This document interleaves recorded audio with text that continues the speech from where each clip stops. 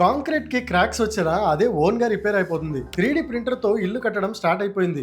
Automatic గా tint మారాయి. Smart glass కూడా ఇండియాలో అవైలబుల్ అవుతుంది. 2024 లో చెన్నైలో 3D ప్రింటర్ తో హౌస్ కన్స్ట్రక్షన్ స్టార్ట్ చేశారు. కొన్ని ప్రాజెక్ట్స్ లో 72 అవర్స్ లోనే వాల్ స్ట్రక్చర్ కంప్లీట్ చేస్తున్నారు. 2025 కి ఆటోమేటిక్ గా టింట్ మారాయి. స్మార్ట్ గ్లాస్ ఇండియాలో స్క్వేర్ ఫుట్ కి అరౌండ్ 800 to 1200 రేంజ్ లో అవైలబుల్ అవడం స్టార్ట్ అయింది. ఇప్పుడు 2026 లో సెల్ఫ్ హీలింగ్ కాంక్రీట్ ని ఇన్ఫ్రాస్ట్రక్చర్ ప్రాజెక్ట్స్ లో యూస్ చేయడం మీద వర్క్ జరుగుతుంది.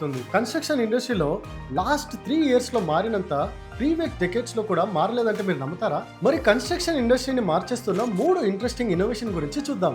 మొదటిది సెల్ఫ్ హీలింగ్ కాంక్రీట్. కాంక్రీట్ కి క్రాక్స్ రావడం కన్స్ట్రక్షన్ ఇండస్ట్రీలో చాలా కామన్. క్రాక్స్ వచ్చిందంటే రిపేర్ చేయాలి.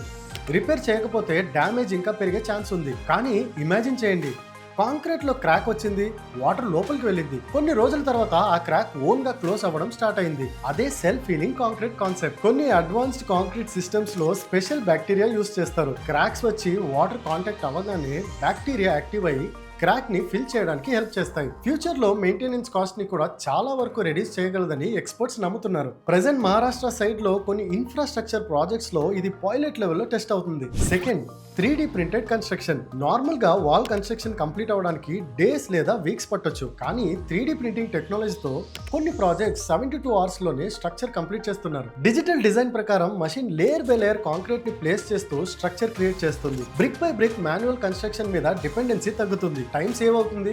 మటీరియల్ వేస్టేజ్ కూడా తగ్గుతుంది. లేబర్ డిపెండెన్సీ కూడా రెడ్యూస్ అవుతుంది. ఇది ఇప్పటికే తమిళనాడు సైడ్ లో కొన్ని ప్రాజెక్ట్ లో యూజ్ అవుతుంది. Third, smart glass. Morning sunlight టైంలో క్లియర్ గా ఉంటుంది, కానీ ఆఫ్టర్నూన్ హీట్ ఎక్కువ అయ్యే టైంకి ఆటోమేటిక్ గా డార్క్ అవుతుంది. కర్టన్స్ మాన్యువల్ గా క్లోజ్ చేయాల్సిన అవసరం ఉండదు. డైరెక్ట్ హీట్ తక్కువ కాబట్టి ఇండోర్ కంఫర్ట్ ఇంప్రూవ్ అవుతుంది.